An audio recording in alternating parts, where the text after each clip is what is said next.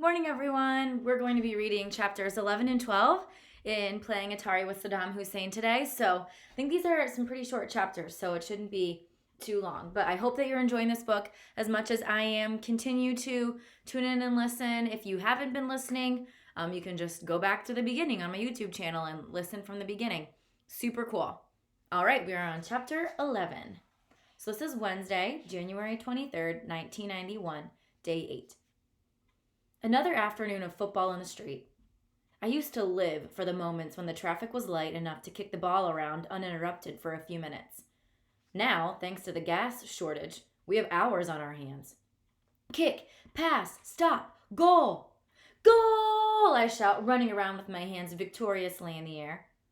Plane! Shirzad interrupts my celebration. He grabs my arm and drags me toward our house. We rush through the door in our privacy wall. I stumble into my brother and we land hard on the dirt. Oof! I roll onto my back and look up at the sky. The plane is flying high and is soon well past our neighborhood. Wadian, I say, and I breathe a sigh of relief. Goodbye. Shirzad nudges me in the side with his foot as he gets up off the ground. What, are you talking to your friends in the United States? Shirzad teases. Hey, Americans, land here and pick up your buddy Ali Fadhil. Oh, shut up, I tell him, but I'm smiling a little. It's no secret how I feel about the West.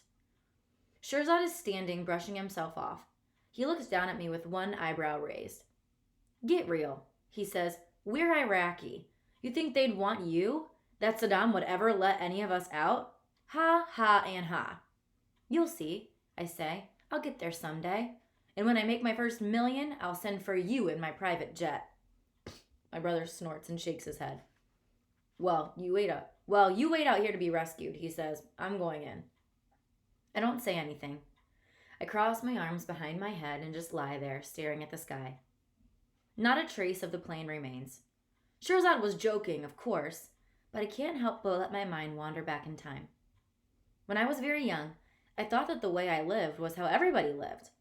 I lived in a big house, surrounded by sand. I had a nanny to take care of me and a housekeeper to clean up after me. I spoke Arabic, so everybody else must too, I thought. And then Baba brought home a TV for the family room. He and my mother had a small one in their bedroom, but this one, he said, was ours. Suddenly, we were allowed to watch shows. Not only shows from Iraq, but ones from America too.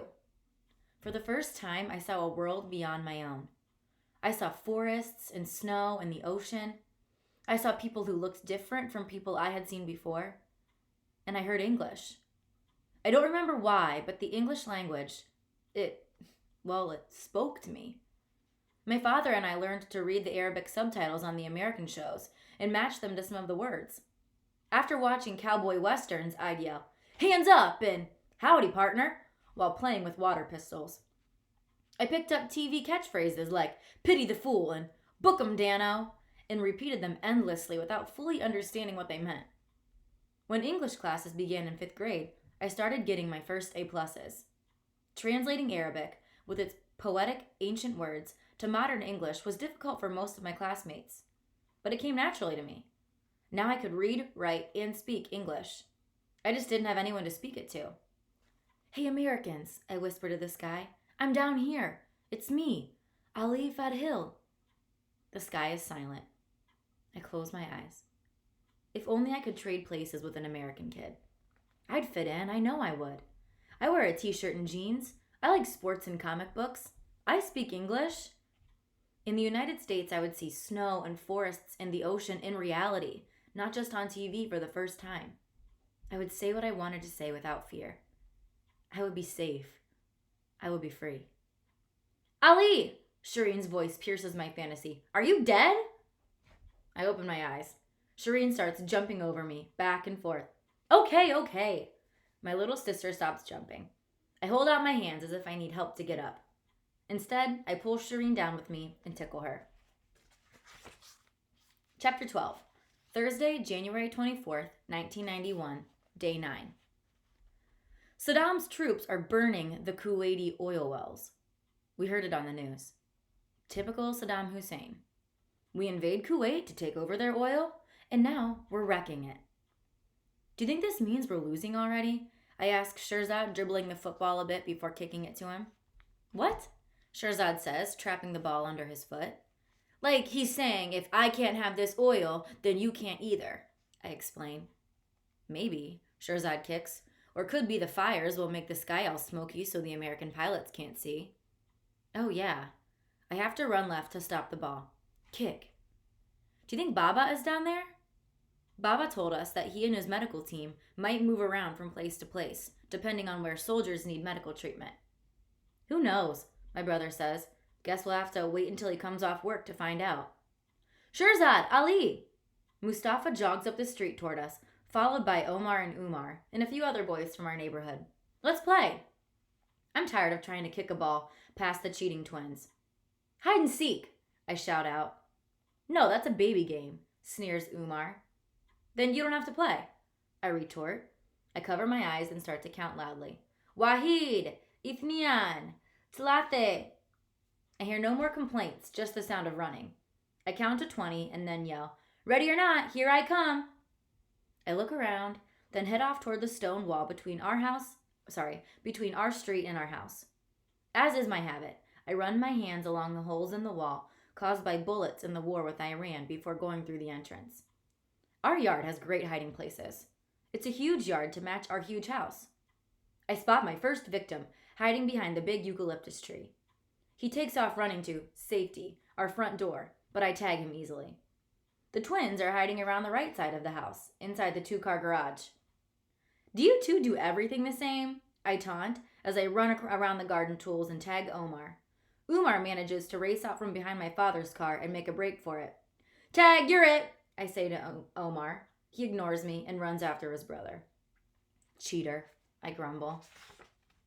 I flush more guys out from behind orange trees in the tool shed next to the small garden, but they get away. That leaves Shirzad. I creep around the rest of the house without spotting him. And then I see him, walking up the pathway with my father. I run up to give Baba a hug, but first I punch Shirzad in the arm. You're it, I say. After my father came home, he dusted himself off with dry towels and took a nap. Now, a couple of hours later, he has joined us for a lunch of tandoori bread and date spread.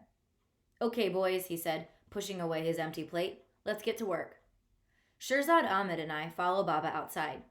Shireen brings up the rear until Mama grabs her and marches her back inside. Nice try, I hear Mama say over Shireen's protests. My father takes out tools from the shed and a few things from the garage, and then he tells us what to do. An hour later, we've dug a well that spurts a small amount of water when you use a hand pump. Hooray! Ahmed exclaims triumphantly. And now we have one more project to do, Baba says. Ali, you go get some empty bottles from the bottom bin in the pantry. Shirzad, I need the petrol cans from the garage, even the one that's almost emptied out. Ahmed, go grab a few rags from the kitchen. Finally! I feel like finally I am doing something to help my family. But what exactly are we doing?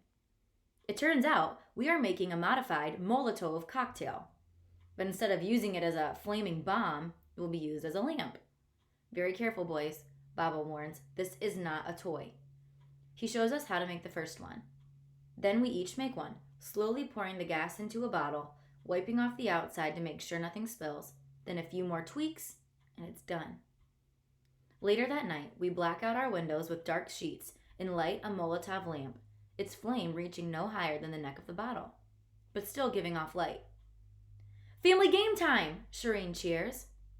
Baba taught us how to play Monopoly.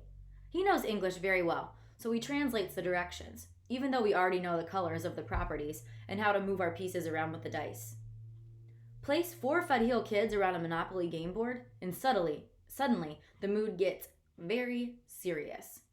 Shireen gets very competitive. Or I should say, Shireen with Baba backing her up. We are immersed in the world of American paper dollar